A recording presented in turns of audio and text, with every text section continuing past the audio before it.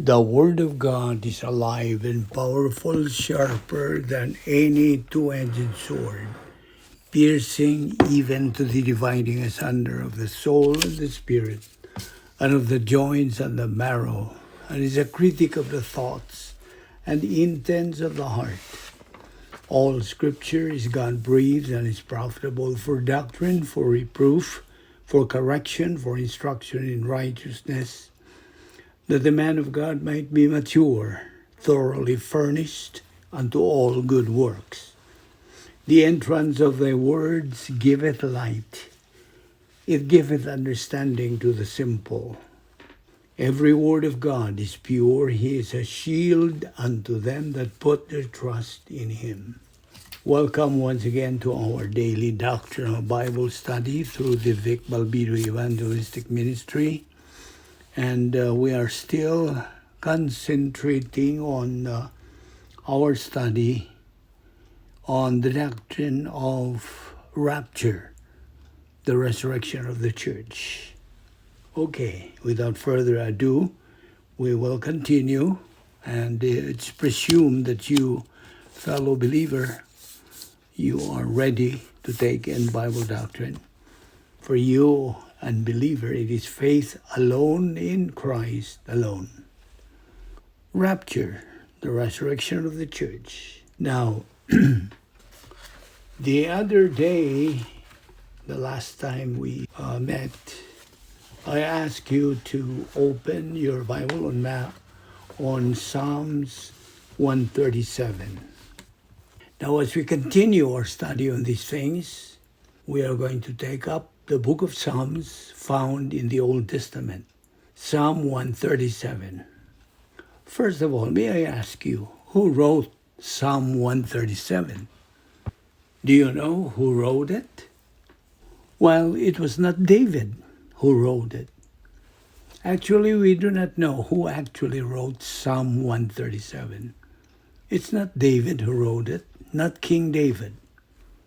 The one who wrote this was one of those captives or survivor from Jerusalem. The writer of this book, Psalm 137, was one of the survivors in the fifth cycle of discipline imposed by God to the nation Israel. And that fifth cycle of discipline to the nation Israel happened in the year 586 BC. Now, these survivors or captives from Jerusalem were made to travel by foot from Jerusalem to Babylon.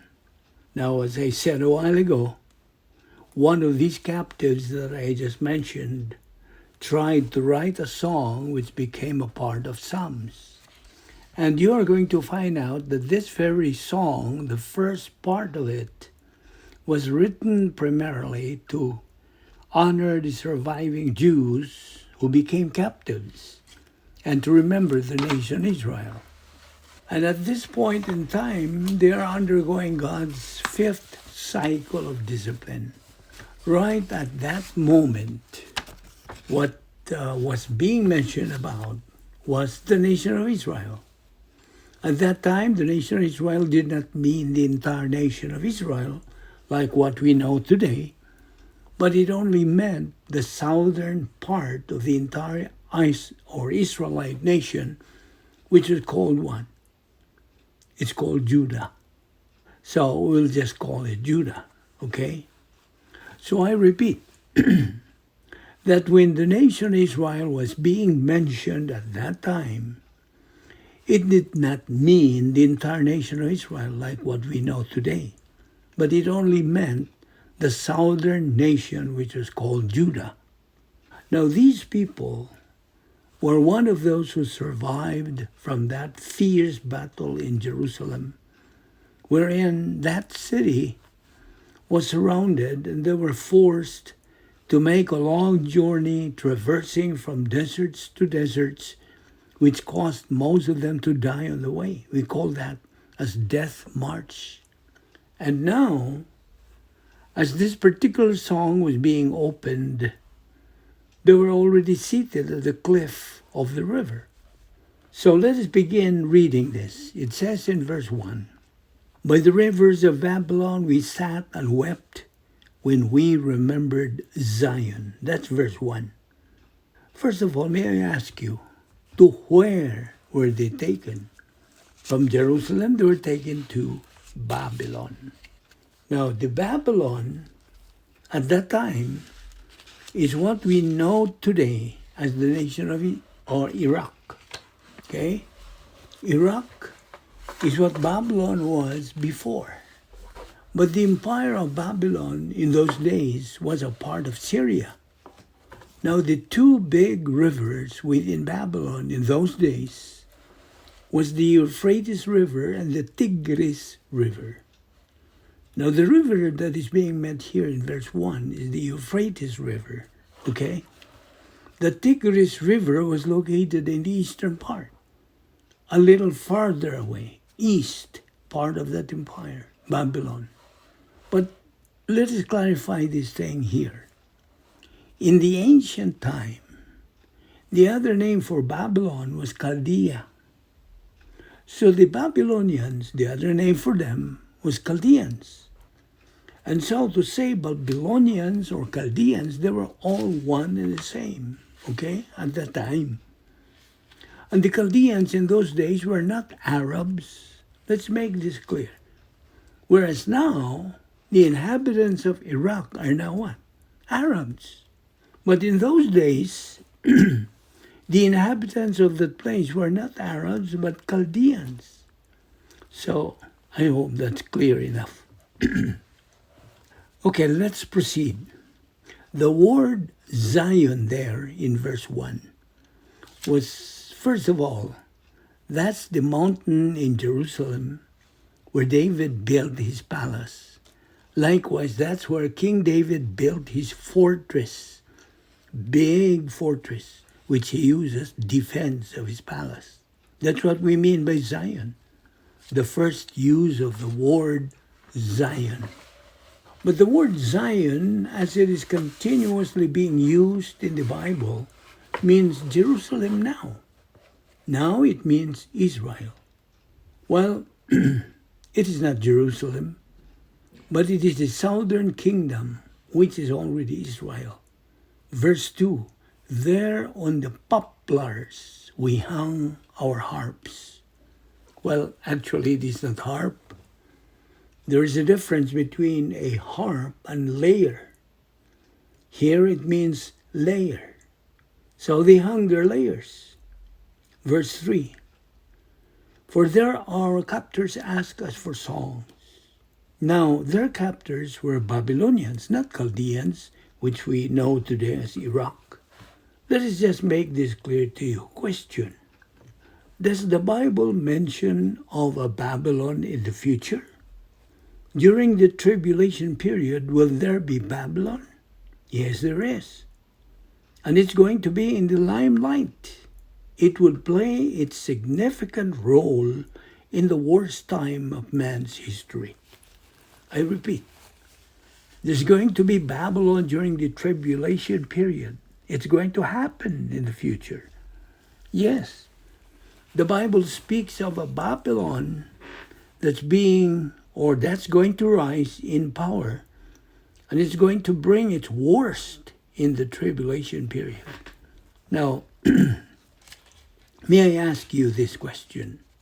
What is this Babylon that the Bible mentions about?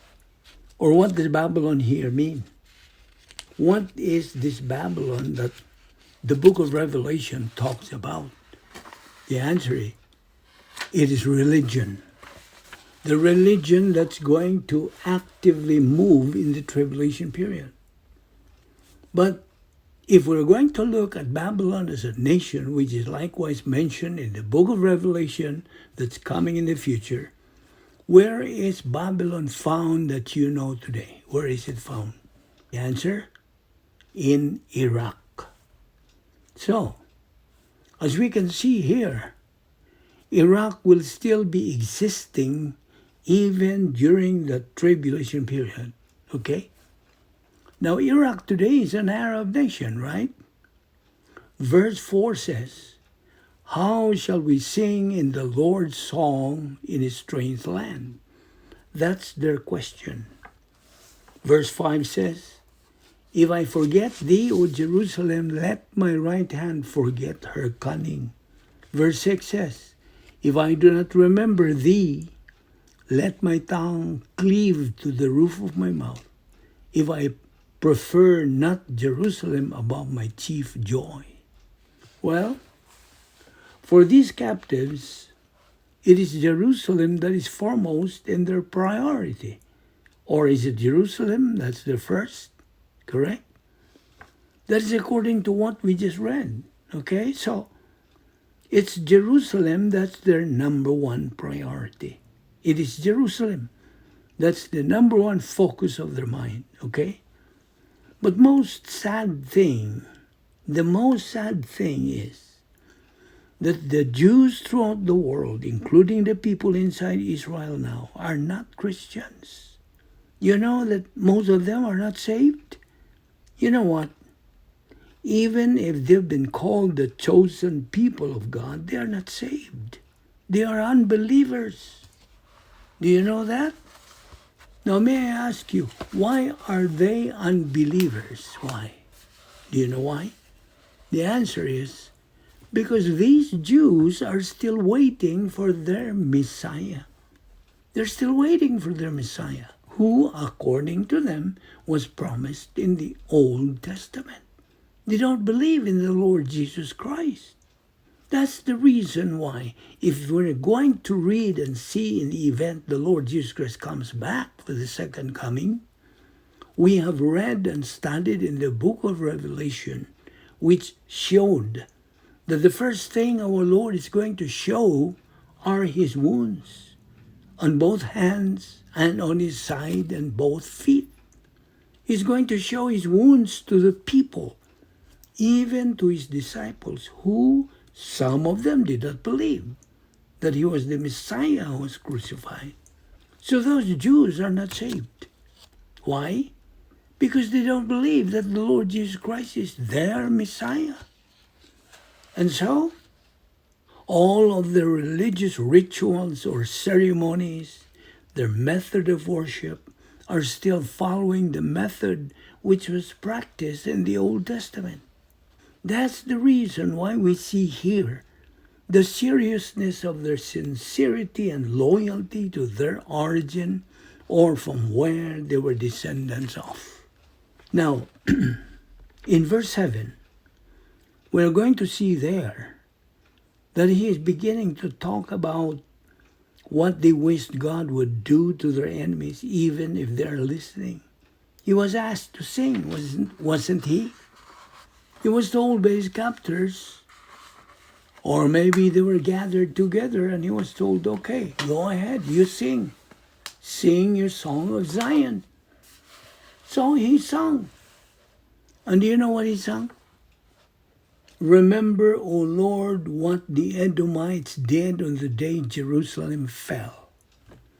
Now, if we try to recall the past or set our minds to the ancient time, while the Israelites were still going around in the desert of Sinai after they were freed from bondage of Egypt, while they were going around the area, there were three nations existing right across the river Jordan, or right across the Dead Sea. Right across River Jordan or the Dead Sea are what nations? Answer? The nations of Edom, Moab, and Ammon. And that is what this song is talking about. This song talks about these three nations in that area in those days, which today, these three nations is already the nation of what?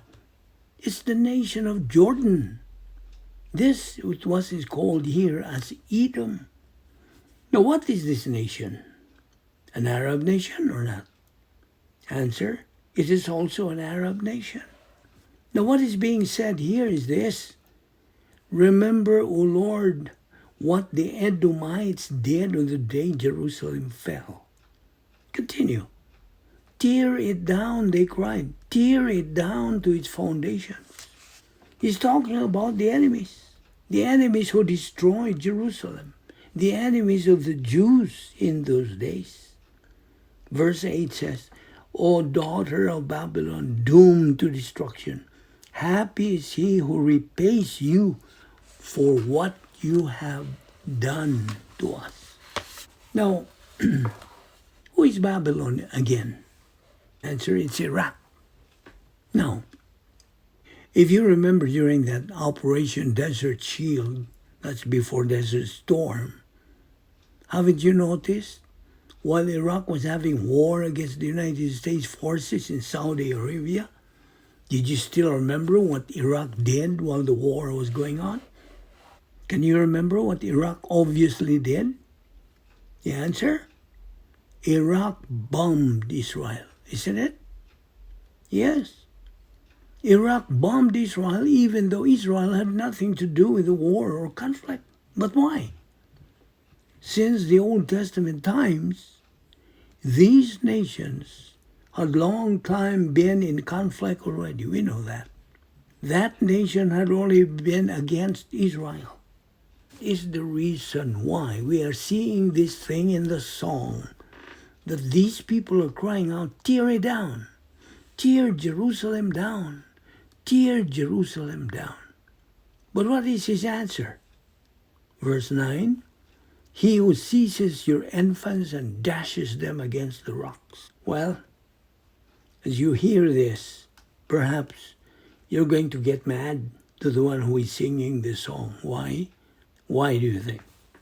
It's because the one who is singing this was a captive. He was singing against his enemies. But you see, this was the song. This is the very song that the Israelites still keep on singing even today. Now let's clarify one important thing here, and it is this, that even if we know most of the Jews of today are unbelievers, they're still the chosen people of God. And being the chosen people of God, whatever was promised to the Jews, which was not fulfilled, will have to be fulfilled. God always fulfills his promise. He keeps his word. And God is going to fulfill that. At the time when the Lord Jesus Christ comes back to earth, he's going to fulfill that when he comes. And he's going to fulfill all the unfulfilled promises. Always remember that. The same thing to you, fellow believer. Listen, God is going to fulfill all his promises. God has all the perfect attributes, and one of these is his faithfulness. He is faithful and true to his promises. Don't ever forget that. The truth is, we are faithless. God is faithful. But we can strengthen our faith in the Lord if only we make him and his word our priority. If only we grow in grace and in the knowledge of our Lord and Savior Jesus Christ. Thus, we stay constantly in the fellowship sphere in time and eventually become winners in the Christian way of life. So, to you, fellow believer in Christ, are you ready to meet the Lord in the air during the rapture? Remember, he's going to come like a thief in the night.